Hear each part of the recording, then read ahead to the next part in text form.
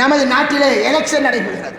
மேடை பேச்சுகள் எங்கு பார்த்தாலும் நடக்கிறது. நீங்கள் மேடையில் பேசினாலும் தனிப்பட்ட முறையிலே உங்களுக்குள் டிஸ்கஷன் பண்ணினாலும் உங்களுக்கு ஒரு சீட்டு வேணும் என்பதற்காக, உங்களுடைய அரசியல் இடத்தை தக்க வைத்துக் கொள்ளணும் என்பதற்காக நீங்கள் மற்றவரின் மானத்தில் கை வைக்காதீர்கள். அதைத்தான் இங்கு குறிப்பிடுகின்றேன். நீ காபாவிற்கு சென்று ஹஜ் செய்த ஹாஜியா இருக்கலாம். 20 லட்சம் செலவழித்து ஹாஜி பட்டம் எடுக்கிறாய். அந்த 20 லட்சத்தின் செலவழிப்பிலான அந்த நன்மைகளை இங்கே நீ சில வார்த்தைகளால் இழந்துடுவாய். காபாவின் புனிதத்தை பாதுகாக்கிறாய் அல்லவா? அது மாதிரி உன் வாயில் இருந்து மேடையிலே ஒரு வார்த்தை வருகிறதா?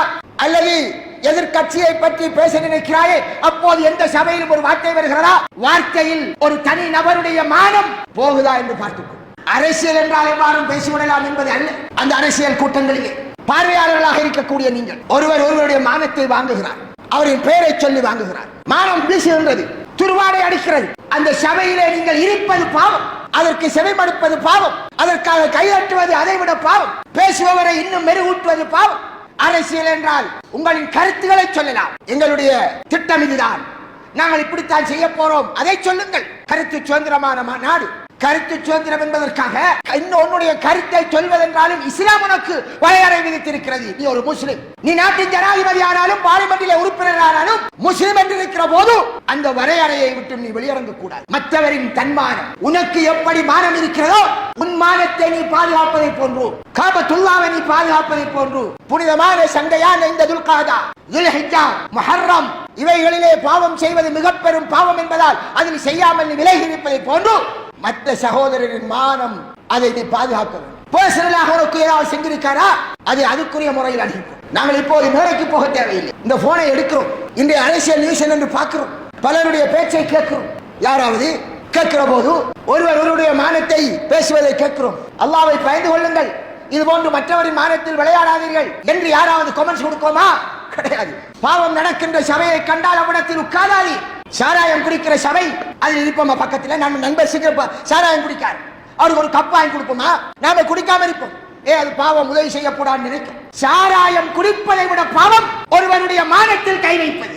நீ சாராயம் குடித்தால் அது உனக்கும் ரப்புக்கும் இடையில் உள்ளது. அவனுடைய மானத்தில் விளையாடினால் அவன் ஏதாவது பெண்ணோடு தப்பா நடந்திருக்கலாம், அல்லது ஒருவனுடைய ஏதாவது கை வைத்திருக்கலாம், ஒருத்தருக்கும் தெரியாம இருக்கு, என்னையோ பிள்ளைகள் செஞ்சிருக்கலாம். உனக்கு ஒரு அரசியல் சீட் தேவை என்பதற்காக மற்றவரின் மானத்தை வைத்து அவரை அசிங்கப்படுத்தி அவருக்கு ஓட் போடலாம் என்று சொல்லி அந்த சீட்டை நீ எடுத்தால், நான் சொன்னதை போன்று ரசூலுல்லாஹ் சொன்ன மாதிரி ஒரு மூமின் அவனுடைய மானம் மற்ற மூமினுக்கு காபத்துல்லாஹ் அமைந்துள்ள அந்த மக்கமா நகரத்தின் புனிதத்தை போன்று, மக்கமா நகரத்தின் புனிதத்தை நமது ஒரு சகோதரன் விவரமாக பேசுகிறான். அப்போது நம்ம பார்த்துக்கிருப்போமா?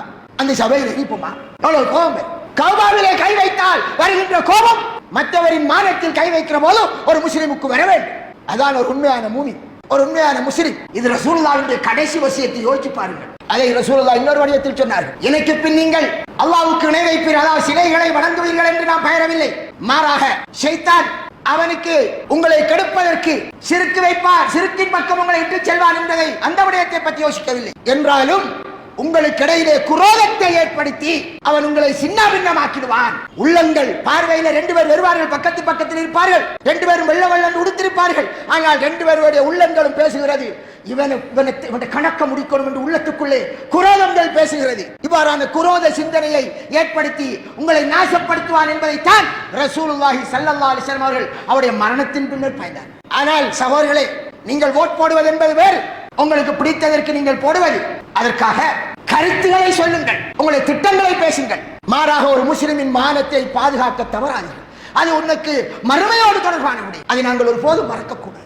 நாங்கள் 3 பேர் சேருகிறோம் இந்த துண்டி வீட்டை மனைவியோடு பேசுங்கள் என்று வைத்துக் கொள்ளுங்கள். இன்னொருவரை பற்றி கதைக்கும் அரசியலுக்காக கதைக்க கூடாதது எது என்று எல்லை இல்லாமல் கதைத்துக் கொண்டிருக்கிறோம். இவர் இப்படி செய்ததாம், அப்படி செய்ததாம். நாங்கள் ஜும்மாக்கு வந்து தொழுது அந்த நன்மையால் மறுமை நாளில் கொடுத்து விடும்.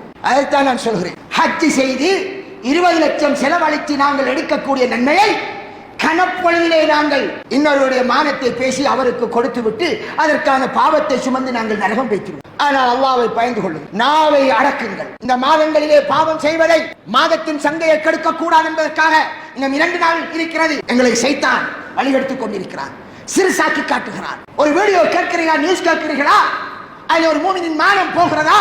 அது உங்களுக்கு தேவையில்லை.